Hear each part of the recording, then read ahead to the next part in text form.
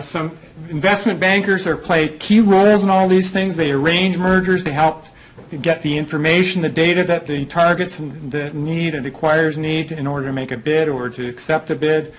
They establish the fair value for legal and tax purposes.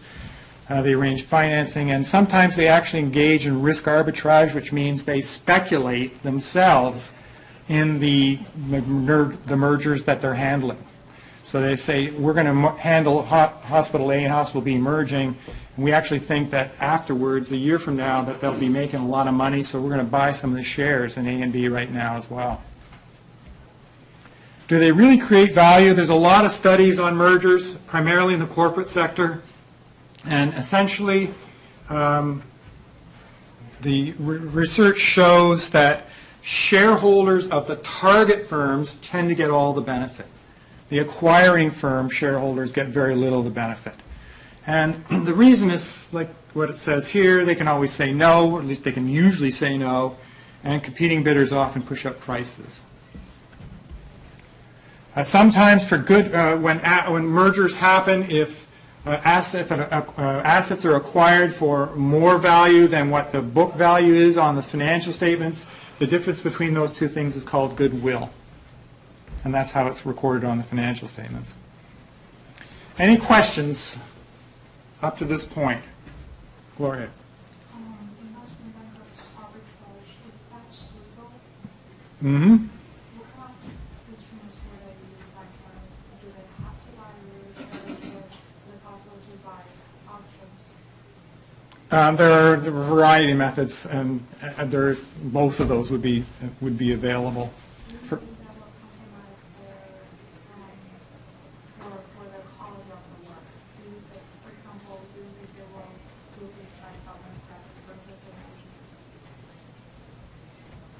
yeah, I mean, they're not acting for both parties. They're acting for one party or the other party.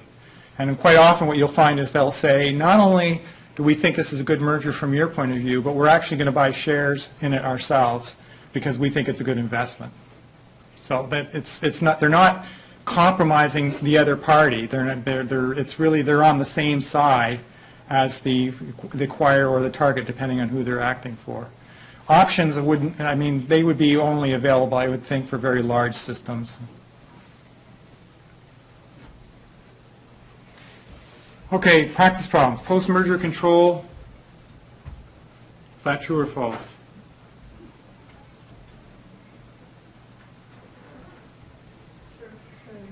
Absolutely true. Even in not-for-profit setting, there will be a lot of debate between the two boards of the two organizations as to who's going to sit on the board, who's going to get what proportion of the seats will be held by the acquiring and the target.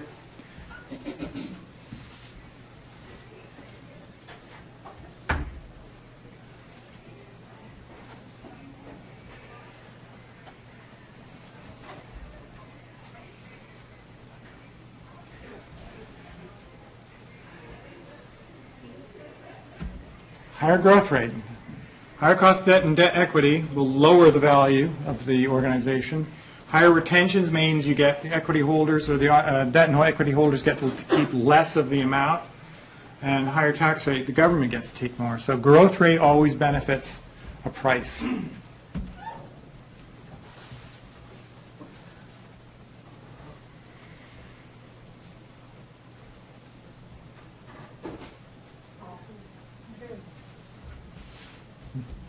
it's true.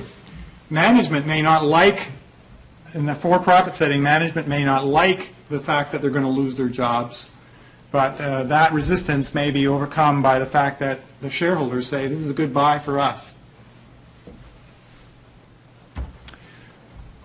Okay, let's take a quick, the model is very straightforward. It's really got the three things that we talked about, the discounted cash flow approach with both the free operating cash flow method and the free cash flow to equity holders method, and then the market multiple. So it's very simple. It just gives you exactly what I've gone through, the numbers that I've gone through today.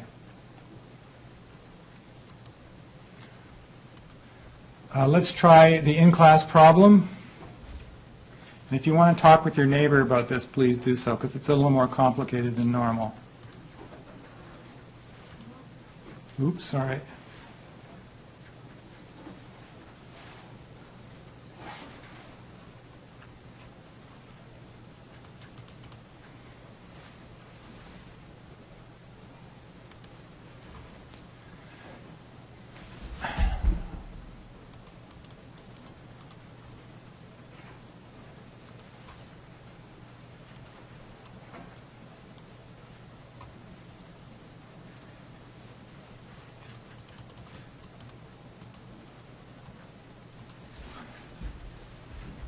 Columbia Health System wants to acquire Long Island Health Hospital.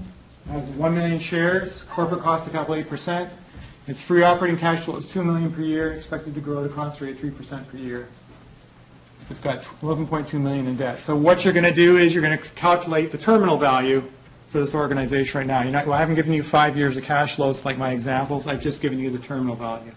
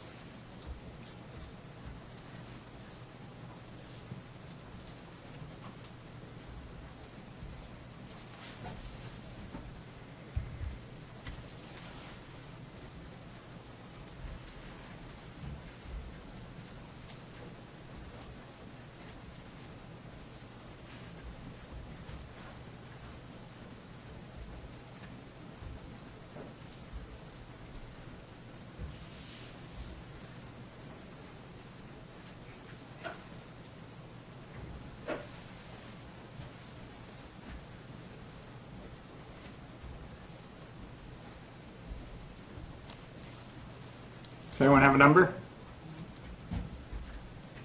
Per share? Price per share?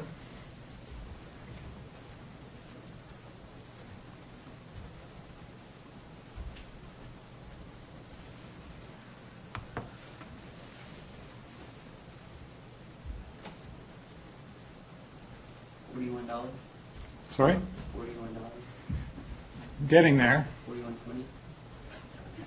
Okay, that's the right answer, but what did you forget to do? Take out the cost of debt. Take out the amount of debt. So do that and tell me what you get.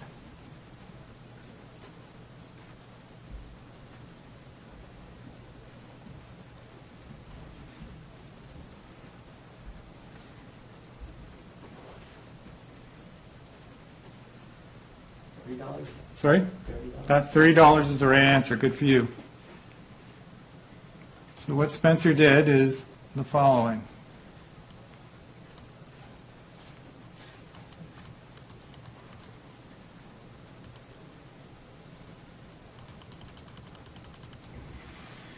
So the cost of capital is 8%, free operating cash flows are 2%, the growth rate 3%. So the total value is the free operating cash flow times 1 plus the growth rate over the corporate cost of capital minus the growth rate, which gives $41.2 million. There's $11.2 million of debt, so the equity value is $30 million. There's 1 million shares, so the cost of value of the shares is $30. Amy? Do you not have to add the total value back with the FOCF? Sorry? The terminal value? This is the terminal value. That's what you would pay today if you for any asset, again, whether it's a hospital or not, any asset that pays $2 million a year forever and it's growing at 3% per year and the corporate cost of capital is 8%, you would pay $41,200,000 for that asset. But because it already has $11.2 million in debt, you subtract that to give you the $30 million of equity value. Did that answer your question or not? I thought when we calculated the terminal value, we added it to... I gave you 5 years of cash flows. You're right.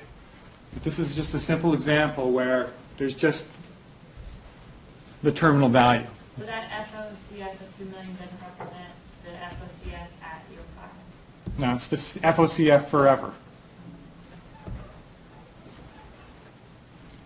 Any questions about the arithmetic here?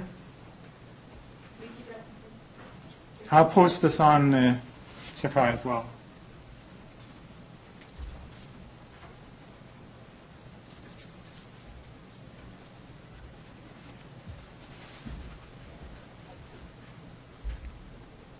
Okay, are there any other questions about mergers?